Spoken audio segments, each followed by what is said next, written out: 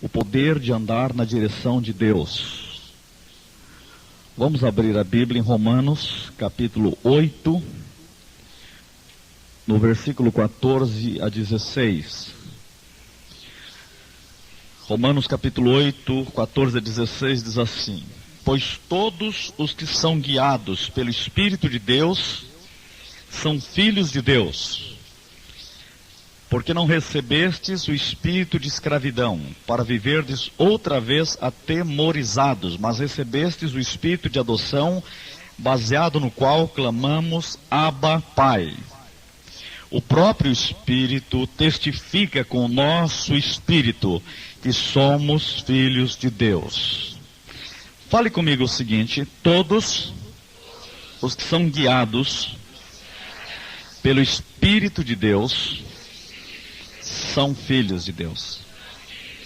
Vamos orar. Pai, no nome de Jesus Cristo, nós nos abrimos à orientação da Tua graça poderosa e infinita e pedimos que nesta manhã todo este lugar seja pleno do Teu louvor e da Tua glória, que este momento seja um momento coroado de honra ao Teu nome e Teu Espírito nos ensine. Espírito Santo ensinador, Tu és aquele que libera o dom de mestre, o ministério do ensino. Faça, Senhor, com que esta manhã seja tão diferente, que nós sejamos tocados pela realidade do novum de Deus. Nós oramos, crendo, recebendo, no nome de Jesus, para a glória do Pai. Amém. Um dos temas que Deus tem colocado no meu coração para falar a vocês nesse tema de dínamos, de você saber como viver uma vida vitoriosa, é você saber como andar sob a direção de Deus. Eu não sei quantos de vocês já tiveram lutas para tomar uma decisão e saber se você estava na vontade de Deus ou não estava dentro da vontade de Deus. Quantos tiveram problemas isso em relação a namoro, casamento, em relação à empresa, ao emprego? Se muda de cidade, não muda de cidade, se muda de ministério, não muda de ministério. Como você saber que você está dentro da vontade de Deus? Esse é um tema que bateu muito forte na minha vida, no meu coração, quando eu estava preparando todo este seminário. E eu creio que Deus quer nos levar a momentos bem seguros quanto a ser guiados pela sua vontade, a entender como navegar com segurança dentro da sua vontade. E eu gostaria de pensar isto sem cair nas mistificações ou sem cair no racionalismo. Eu estou me lembrando de um desenho que eu usei com vocês aqui, de um trem. Eu queria que fosse colocado só para vocês verem. Muitas vezes a nossa vida é como um trem em que nós estamos seguindo as emoções apenas. E a gente coloca a locomotiva da nossa vida, acaba sendo as emoções. Observe lá em cima, neste gráfico, o EM ali seriam as emoções. Muitas vezes você cai no emocionalismo e você fica muito subjetivo para tomar decisões. Deixa eu usar aqui o meu círula. Olha bem, aqui seria a parte das emoções. Eu poderia ter feito um outro trem aqui, em vez de colocar aqui emoções, colocar, por exemplo, só a mente. O M seria a mente. Ou eu colocaria, por exemplo, só aqui, na locomotiva da vida, o espírito, só a parte espiritual, e você vai ficar muito subjetivo. Veja que eu estou usando a palavra espírito, a palavra emoções, a palavra mente, mas o certo é você aprender a andar no Espírito Santo. Sobe um pouco. E se você pudesse colocar da seguinte forma: as emoções serem uma espécie de vagão, mas não uma locomotiva. A mente ser aqui onde está a combustão para alimentar a locomotiva. E você tem o espírito ligado com o seu espírito, e você é guiado pelo Espírito Santo. Eu fico pensando muito seriamente quando você vai tomar decisões, se você vai tomar decisões baseadas nas suas emoções, vai tomar decisões apenas na sua razão, e outros caem ainda no emocionalismo e ficam muito subjetivos para tomar decisões, e eles acabam sendo muito místicas. Pessoas ficam muito místicas para tomar decisões. E quantos já erraram porque foram místicos demais? E quantos já erraram porque foram racionalistas demais? Quantos já erraram porque foram emocionalistas demais?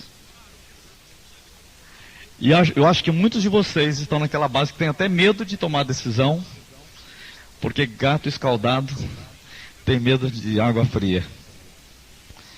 E você fica confuso como saber qual é a vontade de Deus para a sua vida. Será que existem pistas para eu entender como viver no poder da vontade de Deus, aprender a navegar com segurança? Jesus disse em Mateus 22, 29 o seguinte: errais não conhecendo as Escrituras, nem o poder de Deus. Há duas coisas que vocês não podem desconhecer: o poder de Deus e as Escrituras. Jesus colocou isso. Esta é a razão de muitos errarem. Agora eu quero colocar que muitos acabaram tão místicos e ficaram até super espirituais, que eles acabaram achando que podem buscar a orientação do Espírito Santo para muitas vezes para coisas que não tem muito sentido ele ficar perturbando o Espírito Santo para decidir. Por exemplo, tem gente que quer saber qual vestido que vai colocar hoje, qual a roupa que vai colocar hoje, e quer buscar a orientação do Espírito Santo. Eu creio que isso daí é um exagero. Você caiu em um excesso de mistificação. Ou o que eu vou preparar para o almoço? Vai pedir para o Espírito Santo decidir para você o que você vai cozinhar? Isso daí é você cair num extremo de mistificação. Você sabe que em 1 Coríntios 14, 10, Paulo alerta que há muitas vozes no mundo. Cuidado com essas muitas vozes. O que você precisa aprender é andar dentro da voz da vontade de Deus. Você também tem que rejeitar muitas vozes. O que nós precisamos na vida cristã é de amadurecimento e de sabedoria. Você tem que andar na vontade de Deus.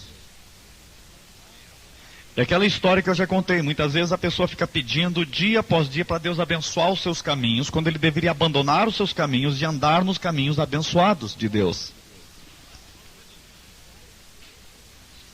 Você tem que viver na proteção de Deus. Não é toda hora ficar pedindo proteção. É viver na proteção. É andar em maturidade. Com maturidade. Andar dentro da vontade de Deus dia após dia. Porque Deus deu a você também a razão. E você precisa ter a sua razão governada por Deus. Deus te dá o direito de decidir. Há muita gente que fica muito tempo esperando. Eu quero saber o que Deus vai falar e não faz nada. Não anda em nenhuma direção. É por isso que há muitas pessoas que são péssimos empregados numa empresa, porque eles não decidem o que fazer.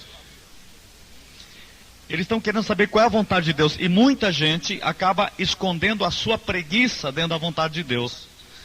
Ah, Deus não me falou. E ele está aí vivendo na preguiça, na teimosia. E ele está fugindo da vontade de Deus, porque Deus deu a ele também uma mente para pensar, e ele tem que ter um equilíbrio nisso. Deus deu uma vontade para decidir. Eu gosto de pensar que Deus tem um prazer em ver os seus filhos decidindo. Porque Deus deu a você a capacidade de pensar e decidir. E diga para Deus de vez em quando: Senhor, eu estou indo. Se não é a tua vontade, me para. Mas eu creio que há coisas na sua vida que produzem essa confusão por causa de excesso de mistificação. Tantos que uns começam a orar pedindo que Deus dê sonho toda noite para dar direção. E ele esquece de ler a palavra. E Jesus disse: vocês erram por não conhecerem as Escrituras e nem o poder de Deus. Eu creio que Deus pode falar por sonhos, pode falar por profecia, mas nós temos que saber quais são os critérios que Deus usa para nos guiar e nos dar direção, para você não cair em becos sem saída. Outros são tão racionais que ele racionaliza e matematiza tudo e perde elementos fundamentais da vida cristã, que é o risco de crer no invisível, no impossível e de avançar pela fé. E, inclusive, o risco de fracassar, o risco de errar. É preciso tomar decisões. É preciso dizer que a fé, gente, precisa de um fundamento para andar. A fé não anda em cima do nada, anda em cima de alguma coisa.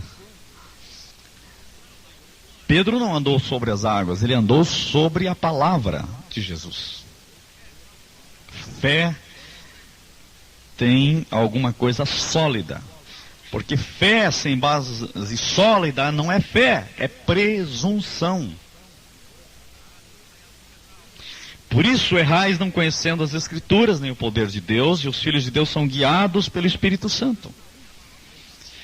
Eu vou tentar mostrar um caminho mais equilibrado aqui entre esses extremos, para que a gente aprenda hoje alguns princípios básicos para você andar dentro da vontade de Deus. Eu quero ser guiado pela vontade de Deus. Eu quero usar duas pistas de dois autores que muito me ajudaram durante toda a minha vida. Um é Stanley Jones. Num livro dele ele diz como Deus nos guia. E ele descobriu princípios fundamentais depois de 50 anos de ministério. Um outro que caiu às minhas mãos não há muito tempo foi um texto de Ralph Mahoney sobre conhecendo a vontade de Deus. E principalmente de Mahoney eu quero usar algumas pistas que são fundamentais e colocando a minha própria vida e experiência nisso. Então, em primeiro lugar, vamos pegar aquele título, Alinhando as Luzes. O que seria esta expressão, alinhando as luzes? Vamos usar uma ilustração. Ralph Mahoney usa uma ilustração que eu acho que ele acertou na mosca, no alvo certo para a gente entender isso. Quando um navio está aproximando do porto, o timoneiro, numa noite muito escura, tem que usar de muita perícia para chegar ao ancoradouro. E ele tem que evitar o perigo das águas rasas. O porto tem uma série de luzes instaladas na água e no litoral, a fim de orientá-lo e informá-lo a cada momento de sua posição. E ele precisa estar numa posição em que todas as luzes estejam alinhadas. E se ele seguir essas luzes alinhadas, não há nenhum perigo, ele vai estar seguro de sua trajetória. E se ele for por estas luzes, ele não vai chocar ou encalhar e nem submergir. Porque muitas vezes de um lado tem um navio encalhado, um casco de um navio, do outro lado tem uma mina deixada na época da guerra. E ele precisa seguir bem estas luzes. Alinhamento das luzes. Isso que eu quero deixar como ilustração nesse primeiro item para você. Quais são as luzes que Deus quer colocar na sua vida para indicar quais são os princípios dele para você estar seguro que está na vontade de Deus para a sua vida?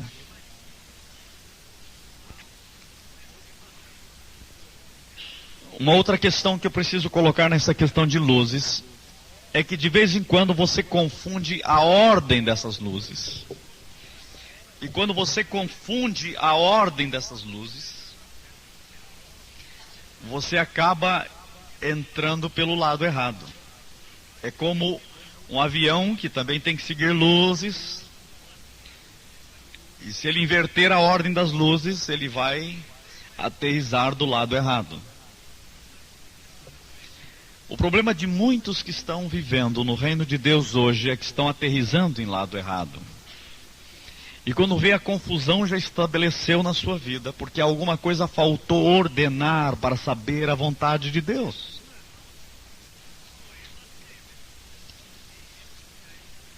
Então preste atenção nessa frase. Inverter a ordem das luzes pode gerar confusão na tentativa de descobrir qual é a vontade de Deus. Os filhos de Deus são guiados pelo Espírito Santo. Nós temos que saber como ganhar esta paz interior e saber que estamos realmente dentro da vontade de Deus. Vamos ver então quais são estas 7 luzes da orientação divina. Usando estas experiências desses homens que andaram com Deus, eu quero passar para vocês alguns princípios que Deus tem trabalhado, estes princípios da minha própria vida. Eu tenho, dia após dia, aprendido que funciona. E eu sei que muitos aqui vão testificar este método de conhecer a vontade de Deus. Esse princípio de conhecer a vontade de Deus. E andar de forma mais segura. Eu gostaria que isso seguisse você durante toda a sua vida. Em todos os segmentos. Penso que esse estudo pode mudar você daqui para frente. Nunca mais você terá encalhe na sua vida.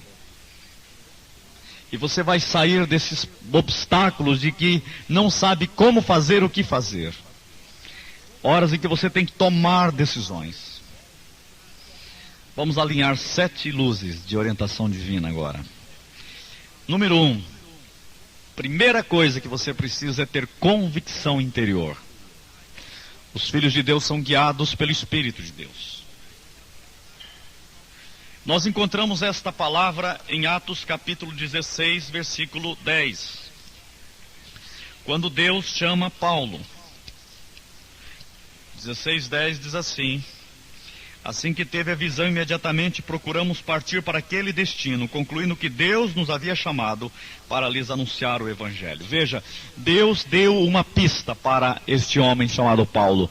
Deus deu convicção interior. Agora observe, o apóstolo Paulo tentava entrar na Ásia, porém Deus não queria que ele fosse.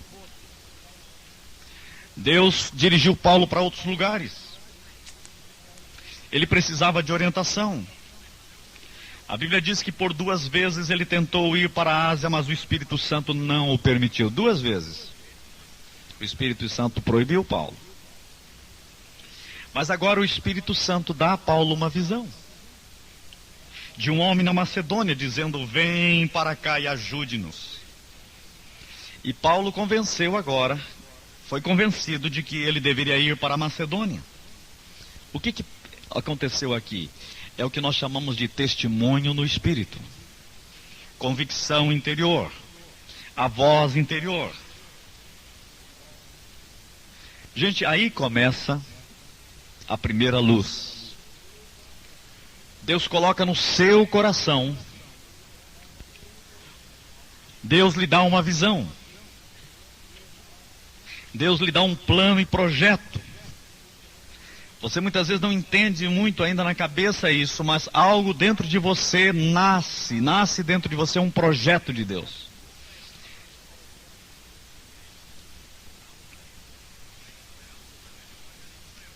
É assim que Deus começa. Você sabe qual o erro que muitos cometem? A pessoa não sabe bem o que fazer e vai procurar um profeta, vai procurar um profetisa, ainda chega para a pessoa e diz: irmão, irmã, me dá uma palavra do Senhor. Eu creio no ministério profético. Mas se você começar com o ministério profético, você já está invertendo as luzes. Esse é o problema. Não é questão de negar a profecia. Mas quantos estão procurando profecia e acabam recebendo profetadas? E entra em becos terríveis na sua vida espiritual. Porque Deus não vai começar por profecia para guiar você. A profecia não é dada para guiar. A profecia é dada para confirmar, para exortar. A Bíblia nunca disse que os filhos dele seriam guiados pelas profecias ou pelos profetas. Os filhos de Deus são guiados pelo Espírito Santo. Enquanto você está procurando um profeta, uma profetisa, você está desalinhado já dentro da vontade de Deus e dos critérios que Deus quer operar em sua vida, em direção à sua vida.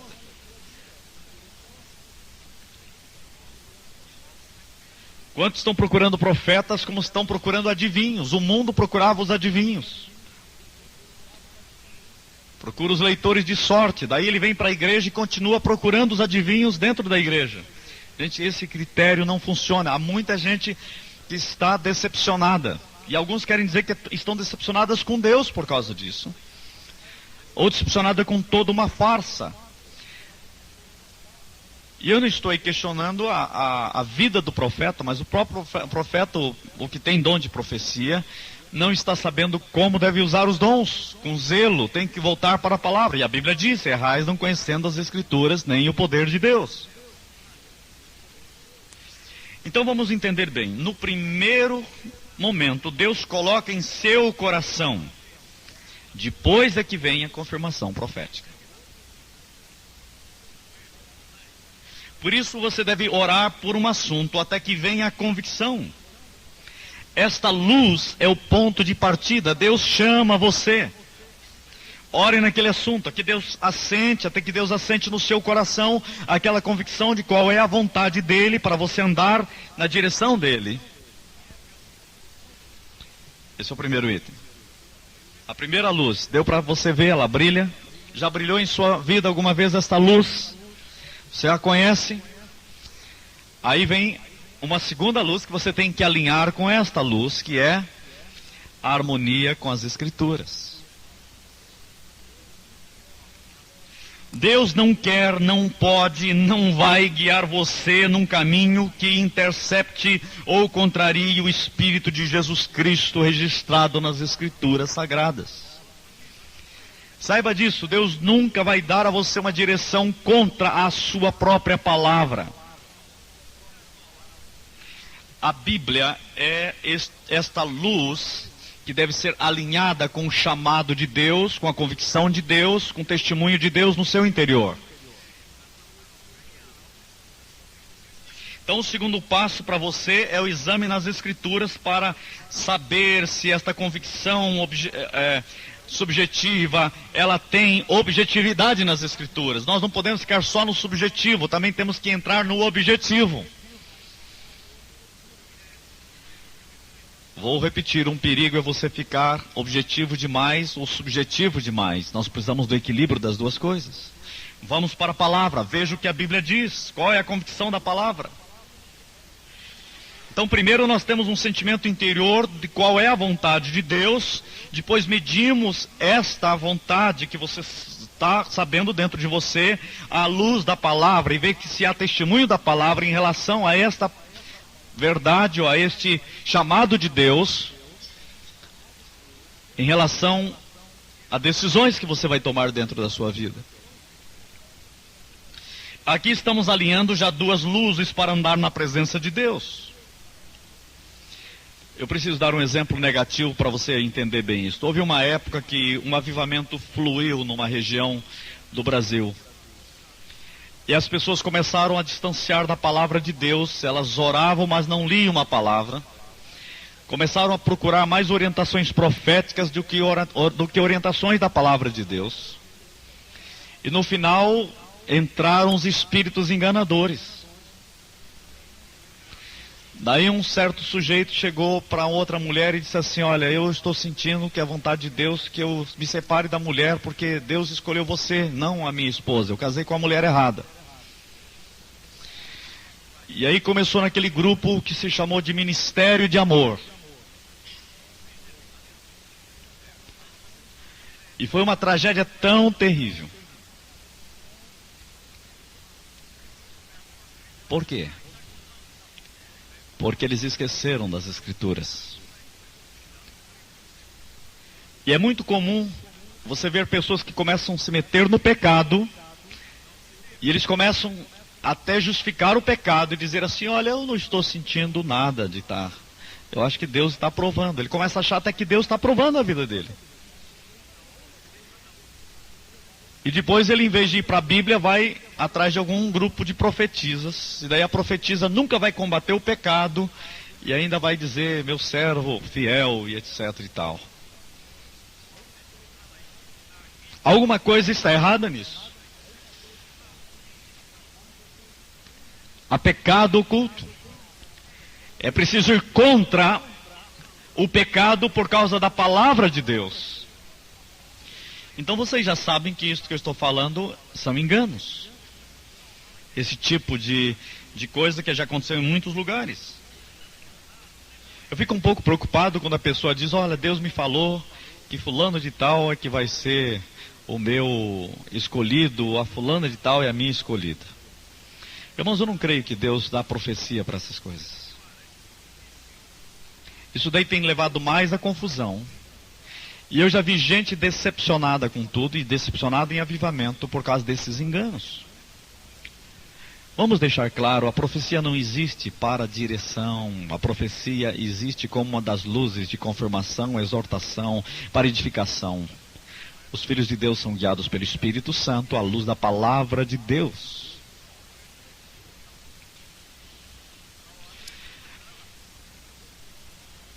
Tomar decisões baseadas em sentimentos, entrar em terreno extremamente perigoso. Imagine um piloto que numa noite visse apenas uma luz no aeroporto. E que de qualquer ângulo ele vê a mesma luz. As consequências de aterrissagem seriam catastróficas. É perigoso navegar apenas com uma luz. Fale comigo isso para você entender. É perigoso navegar apenas com uma luz. Veja, eu não estou criticando aquela luz, eu estou dizendo que você não pode seguir apenas uma luz. E é triste ver que muitos estão querendo seguir apenas a luz da palavra profética. Não alinha com a convicção interior, não alinha com as escrituras. Então vamos agora na terceira linha, a terceira luz, confirmação profética. A confirmação profética tem a ver com esta luz da palavra da profecia. E temos que dizer isto: eu creio nos dons do Espírito Santo. E creio também nos ministérios do Espírito Santo. E creio que existe aqueles que têm dons de profecia e aqueles que têm ministério profético. Ter dom de profecia é receber um dom e ser usado à medida que o Espírito Santo quer usar. Ele pode tocar você e usar você num dom de profecia. Agora, ser profeta é ter o seu caráter transformado de tal forma que ele tem um ministério profético. Essas pessoas você deve estar bem atento a elas. Elas têm uma vida profética. Têm um ministério profético. Eles, em qualquer coisa que estiverem falando, eles estão revelando verdades de Deus à sua vida. E eles têm muito mais a vida do caráter formado neles, o caráter de Cristo, o caráter de Deus. Então há uma diferença entre ser profeta e ter dom de profecia. Um tem a ver apenas com o dom, outro tem a ver com a vida toda transformada em um caráter profético. Eu creio nisto. Está no Novo Testamento. Está na palavra de Deus. Está hoje vivo esse ministério, e Deus traz com muita força esse ministério na restauração da igreja em todo o mundo. Deus está restaurando o ministério profético. E nós louvamos a Deus por isso. Então, quando Deus está dando uma direção a você, está de acordo com as Escrituras, aí sim Deus vai começar a usar também o ministério profético. Ou até o dom de profecia, que vai confirmar aquilo que já está na sua vida. Não é uma coisa totalmente nova. Deus já tem falado com você. Aquilo vai ganhando sentido na sua vida. É uma luz também. Eu creio que essa luz é fundamental, ela é importante. Nós vemos esta luz lá em Atos capítulo 21, versículo 10 a 13. Atos capítulo 21, versículo 10. Demorando-nos ali alguns dias, desceu da Judéia um profeta chamado Ágabo. E vindo ter conosco, tomando o cinto de Paulo, ligando com ele seus próprios pés e mãos, declarou: isto diz o Espírito Santo: assim os judeus em Jerusalém farão ao dono deste cinto e o entregarão nas mãos dos gentios. Quando ouvimos estas palavras, tanto nós como os daquele lugar, rogamos a Paulo que não subisse a Jerusalém. Então ele respondeu: que fazeis, chorando e quebrantando-me o coração? Pois estou pronto não só a ser preso, mas até para morrer em Jerusalém, pelo nome, até a morrer em Jerusalém, pelo nome do Senhor Jesus. Veja, agora observe, Paulo já sabia disso, capítulo 20, versículo 23. Senão que o Espírito Santo, de cidade em cidade, me assegure que me esperam cadeias e tribulações. Veja, Deus já tinha falado para Paulo no seu interior: Paulo, onde você for, você só tem uma esperança, você terá cadeias e tribulações. E o que Paulo fazia? Ele ia do mesmo jeito. Agora ele diz: eu vou a Jerusalém. O que o Espírito Santo diz? Tem cadeia e tribulação para você lá. Daí tem um profeta, o profeta pega um cinto, amarra Paulo e diz assim: olha, assim vão fazer com o dono desse cinto, ele vai ser preso em Jerusalém. E Paulo disse: eu vou assim mesmo. Interessante que Paulo, ele sabia qual era a vontade de Deus.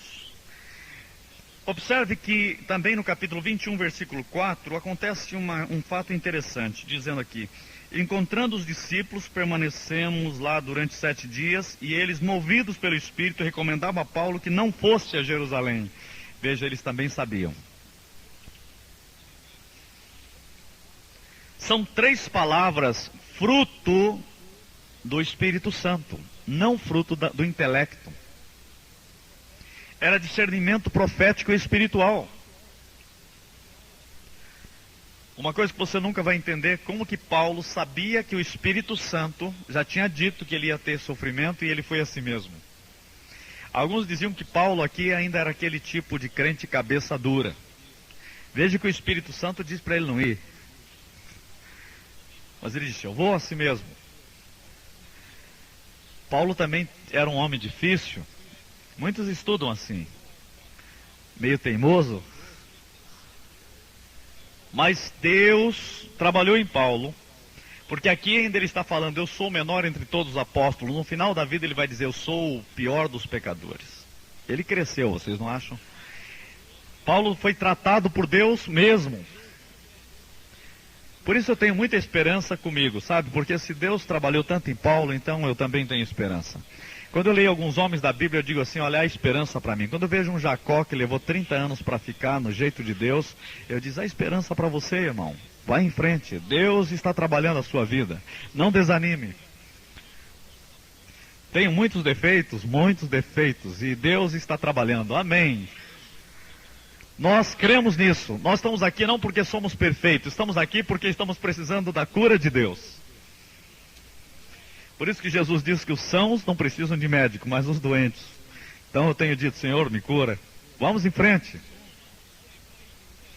Mas o que eu quero concluir aqui é o seguinte: homens falam pelo Espírito Santo, confirmando a convicção interior, coerente com as Escrituras. Então repita comigo essas 3 luzes: homens falam pelo Espírito Santo, confirmam a convicção interior, coerente com as Escrituras. Você tem 3 luzes aí. É interessante, agora você tem a direção profética, a palavra, ou confirmação profética, melhor dizendo, e a palavra profética ganha um sentido novo. Agora, não inverta a ordem. Fale comigo: não inverta a ordem. Sabe qual é o perigo? Muitos invertem a ordem. Vão primeiro procurar o profeta, depois começam a orar para Deus confirmar, e depois vão ver na Bíblia se existe alguma coisa na Bíblia que confirma aquilo. Você já aterrissou do lado errado do aeroporto. Este é um desastre. O princípio geral é que Deus coloque em seu coração uma mensagem. Claro que pode haver exceções, mas Deus dará pistas também nas exceções. Quando vem a confirmação profética, a sua fé é aumentada naquela direção. E você sabe daí que aquela voz que você ouviu no seu interior realmente é a voz de Deus. Aí que você tem alegria. Há uma relação da palavra profética, escrituras e voz interior. Note o seguinte, o fato de uma profecia não se cumprir não significa que ela é falsa. Tem gente que acha assim, se a profecia não deu certo, ela é falsa. Gente, nem sempre é. O profeta pode ter falado a palavra de Deus, mas a pessoa não permitiu que se cumprisse e produzisse fruto aquela palavra na sua vida. Não depende só de você. Muitas vezes até depende de outros que estão tendo que ouvir a vontade de Deus. Deus quer abençoar a cidade. Deus dá uma palavra profética. Mas se nós não caminharmos naquela direção, não vai acontecer. Ah, Deus disse que vai sarar a terra. Sim, vai sarar a terra. Essa é a palavra profética. Mas a Bíblia diz que nós temos que nos arrepender, orar, nos humilhar, desviar dos maus caminhos. A palavra continua sendo profética. Só que muita gente pega só o lado profético positivo, não pega o outro lado. Que muitas vezes é você andar em desobediência. Há um chamado de Deus. Agora você, para andar no chamado de Deus, precisa andar nos critérios de Deus. E muitas vezes você depende de muita gente andando na vontade de Deus. Jesus foi a Nazaré e não pôde fazer muitos milagres por causa da incredulidade. Aí não foi Jesus o problema foram os outros que atrapalharam a unção de Jesus. Era a vontade de Deus, mas houve obstáculos. Eu creio que nós precisamos olhar isso com muito carinho, porque nós precisamos entender a palavra profética e entender a responsabilidade nossa de seguir critérios para obedecer. Princípios que Deus colocou na sua palavra, em primeiro lugar, e que Deus está nos chamando dentro de nós. Você pode retardar uma ação ou um projeto por desobediência. Em Atos 13, 1 e 2, lemos também essa ilustração. Em Antioquia havia profetas e mestres. Lembre-se de que Deus deu à igreja ministérios. Deus deu apóstolos para fundar igrejas, evangelistas para ajuntar, profetas para revelar, pastores para zelar e mestres para ensinar. E ali havia profetas. Disse o Espírito Santo: separai-me agora a Barnabé e a Saulo para a obra que os tenho chamado. Agora, olhe bem o verbo aqui. Separai-me agora a Barnabé e a Saulo para a obra que os tenho chamado. Veja, eles já sabiam, só veio a confirmação. Deus está dizendo: eu os chamei para uma obra, agora separai-me, porque eu quero que eles vão agora. Veja, a palavra já tinha sido dada para eles. Veja, olha bem a expressão: a obra para o qual os tenho chamado. Deus já tinha chamado. A palavra profética vem depois. Agora veja, essa palavra é profética, mas a igreja teve que soltá-los.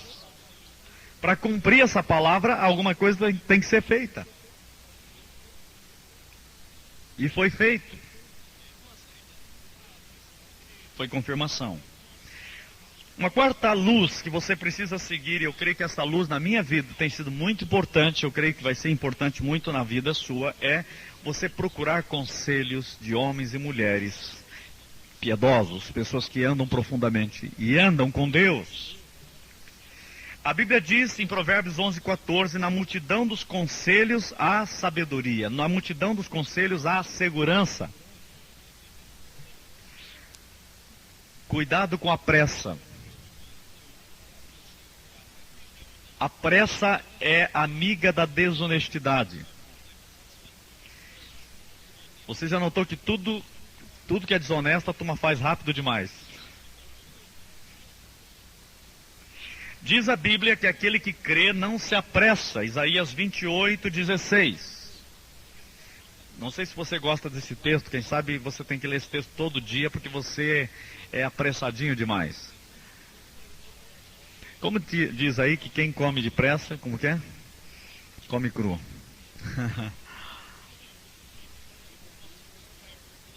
Esses dias eu vi um pessoal aí que está dando aula sobre alimentação, diz assim: não coma depressa, o estômago não tem dentes, quem come depressa fica barrigudo. Então tome cuidado, o estômago não tem dentes. Veja, pressa não é uma coisa boa, nem para alimentação. Se alguém faz isso, a Bíblia diz: quem crê, não se apressa. Isaías 28, 16.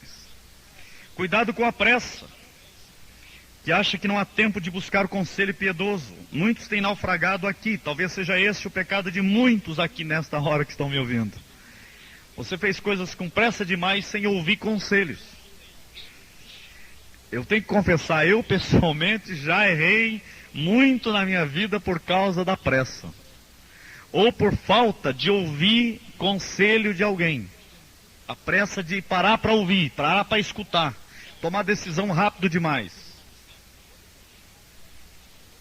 Quantos aqui já compraram um carro errado, depois se arrependeram? Porque compraram com pressa. Garanto que todos os homens aqui têm uma triste história para contar sobre isso. A Bíblia fala de um homem chamado Abraão que tentou fazer o projeto de Deus com pressa e ele acabou gerando Ismael. Até hoje eles estão brigando lá no Oriente. Só por causa da pressa de Abraão. Abraão não devia ter feito com pressa. Ele queria um filho de qualquer jeito e tentou ajudar Deus. Quando eu estava em São Paulo, eu me lembro, estava numa grande dúvida, devia vir para o Paraná ou não devia vir para o Paraná. E eu fui ouvir um homem de Deus, que eu respeito muito, pastor Silas Gonçalves. Ele me deu uma frase que mudou muito a minha vida dali para frente. Ele diz: é melhor ser empurrado do que andar na frente de Deus. Chegue na presença de Deus e diz: Senhor, eu tenho dúvidas. Eu não sei bem das coisas. Naquela época eu não tinha essas luzes, eu não sabia que elas existiam. Mas eu estava já praticando esta que é do conselho piedoso. Havia uma convicção interior, não quebrava as escrituras. Naquela época eu não tinha confirmação profética, nem ouvia sobre isso. Mas alguma coisa dentro de mim me fez procurar aquele irmão de Deus. E esta palavra foi muito boa. Eu quero andar. De vez em quando eu tenho que dizer: Senhor, olha, dá um empurrãozinho, porque eu sou meio difícil de entender as coisas. Eu tenho medo de algumas decisões. Seja honesto com Deus. Mas veja o que a Bíblia diz: na multidão de conselhos há segurança. Você errará menos se ouvir conselhos de pessoas com vários anos de experiência com Deus. Ouça homens que ouvem Deus, escreveu Tozer num dos seus livros. Escute homens que escutam Deus. Eu tenho parado para ouvir pessoas que ouçam Deus. Sabe, eu não estou falando de líderes, não. Muitas vezes há líderes que não ouvem Deus. Muitas vezes aquela pessoa simples que acorda de madrugada para caminhar com Deus e diz: irmão, ora comigo, eu tenho alguma luta interior. E as pessoas vão nos ajudar. Deus vai usar as pessoas com simples palavras. Gente, com toda a diligência, busque alguém que possa lhe dar um conselho. Cuidado, não receba conselhos também de pessoas que sejam neófitas, muito novas na fé.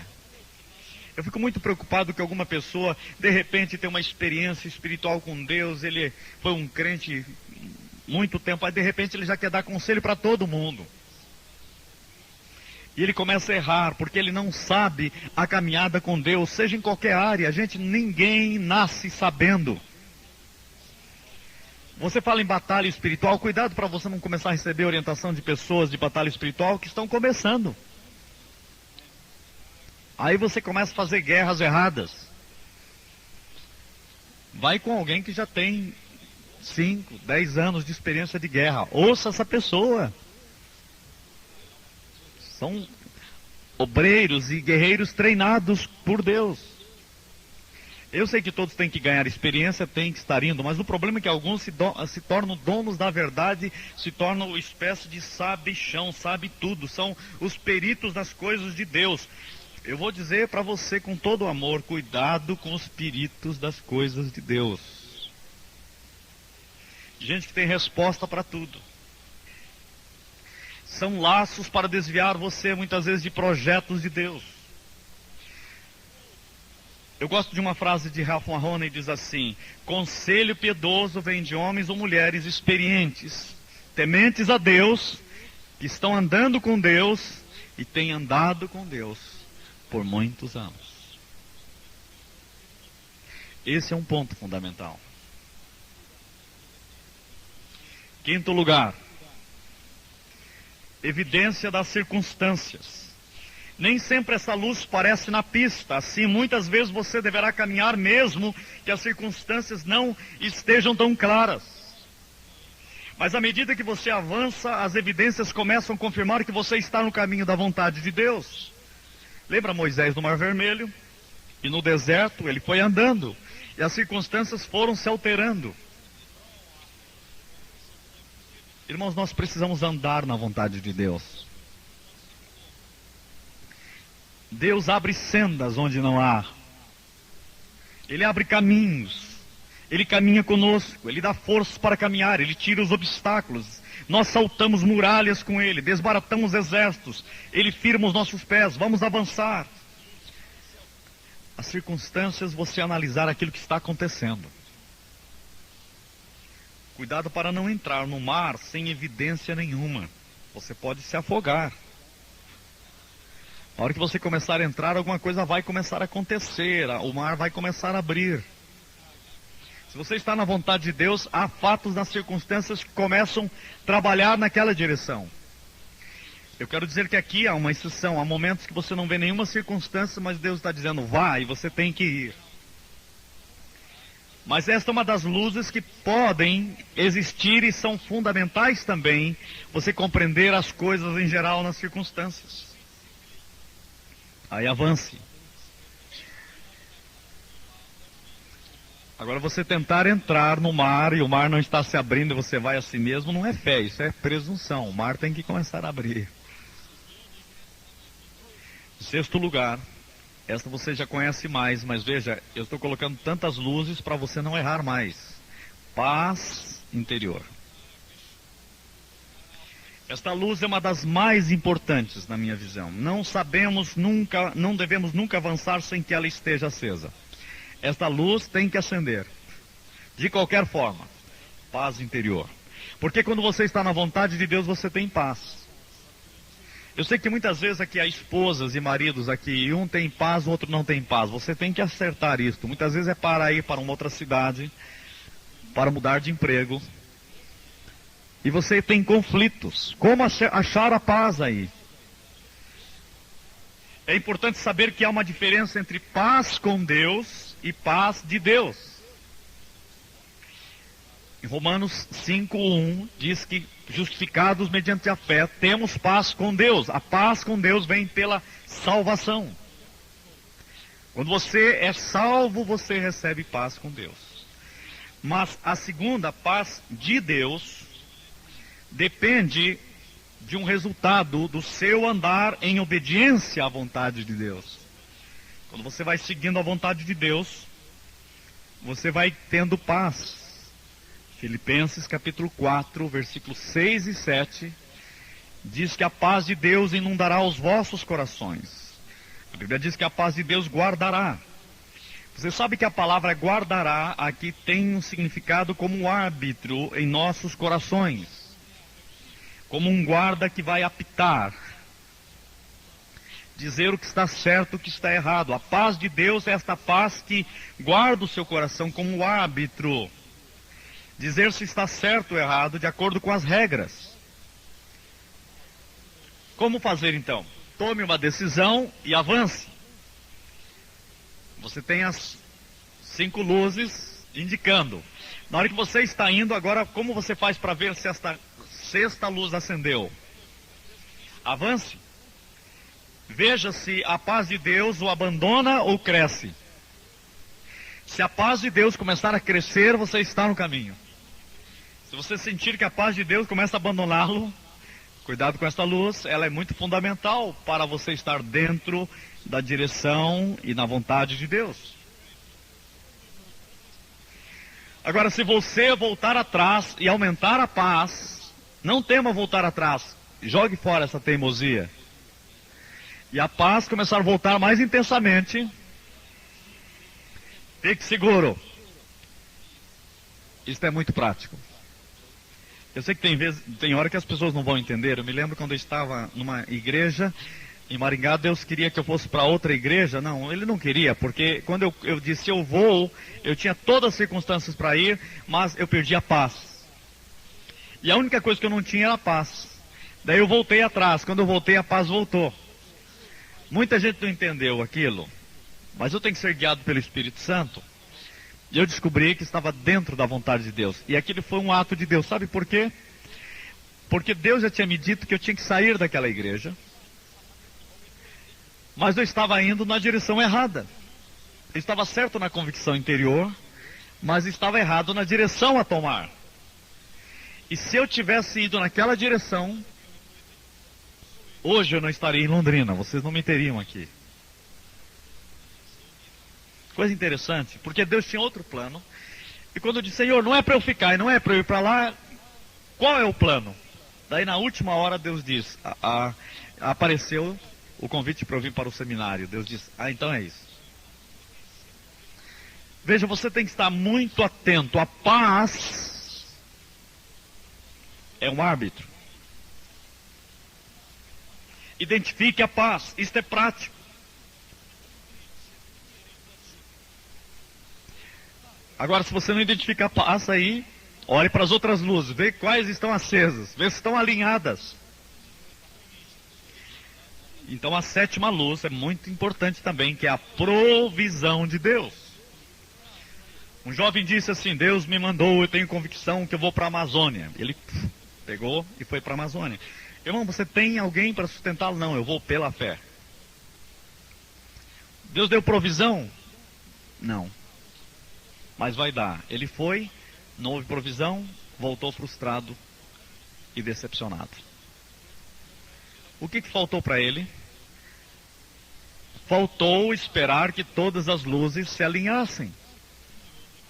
Eu não vou questionar que Deus não queria que ele fosse missionário da Amazônia. Poderia ser. Não houve nenhuma confirmação profética. Porque ele achou que ele não precisava de ninguém para dar êxito. Ele não precisou de conselho de ninguém. E ele foi até sem provisão. Ele achou, Deus deu convicção interior, está escrito na Bíblia de pregar o Evangelho. Ele pegou essas duas luzes e foi. E deu problema. Cuidado que é muito importante a provisão. Quando eu fui chamado para o ministério, eu procurei uma vez o pastor Matias. Eu era um jovem de 16 anos. E eu disse, Deus está me chamando. E ele disse uma frase que nunca vou me esquecer. O Deus que chama é o mesmo Deus que abre todas as portas. Espere que ele abra a porta. Não entre em porta fechada. Não significa que ele estava dizendo, Deus não chamou você. Ele chamou, mas faltavam portas para eu entrar. E foi dito e feito. No ano seguinte, todas as portas se abriram. E daí Deus abre 2, 3, 4. Todas as provisões vêm. E a melhor coisa que aconteceu foi que naquele ano eu não tivesse ido para o seminário, eu não estava pronto ainda. Deus ia trabalhar mais um ano na minha vida. Veja, entre a convicção interior e a realização tem que ter a provisão. Aquele conselho valeu, eu louvo a Deus por isso. Quantos estão misturando vontade própria com um pouco de teimosia? Dizem, não, Deus mandou, eu vou. E a gente teimosa quebrando a cara. Isso não é fé e acaba dando errado. O Atmani dizia que Deus usa a necessidade de provisão para segurar alguns dos seus filhos que são zelosos demais. Aí o sujeito diz assim, Deus me mandou ir para a China. Tudo bem, só que Deus não arruma a passagem para a China de jeito nenhum. Porque Deus precisa segurar alguns que são impulsivos demais. Deus providencia recursos. Hudson Taylor, missionário da China, disse, onde Deus guia, Ele providencia. Fale comigo, onde Deus guia, Ele providencia. Eu gostava também do pensamento, gosto ainda do pensamento de Taylor, que disse: a obra de Deus, feita da maneira de Deus, nunca carecerá de recursos. A obra de Deus feita do modo de Deus nunca vai carecer de recursos. Eu gosto também de Ralph Mahoney, que disse: eu fiz um contrato com Deus há alguns anos atrás. Falei com ele: Senhor, irei a qualquer lugar, a qualquer hora que quiser, numa condição: que tu providencies tudo e pague todas as contas. E Deus disse para ele: está aqui o contrato, pode assinar. Assine aqui. E ele disse: durante todo o restante da minha vida até hoje, Deus sempre pagou todas as passagens. E sempre houve recursos para a minha família e para as viagens. Este homem é um apóstolo mundial. Eu louvo a Deus em minha própria vida por Ele ter segurado as chaves muitas vezes e não deixado que as portas se abrissem. Na época eu não entendia, hoje eu entendo que Ele não poderia deixar eu entrar em certos momentos, mesmo sabendo que era a vontade de Deus, e Ele diz: espere um pouco, eu vou completar um trabalho na sua vida ainda. Nós temos que louvar a Deus por isso. Olho para o passado e vejo: Senhor, eu te louvo, porque muitas vezes eu não entendi. Agora, vamos concluir.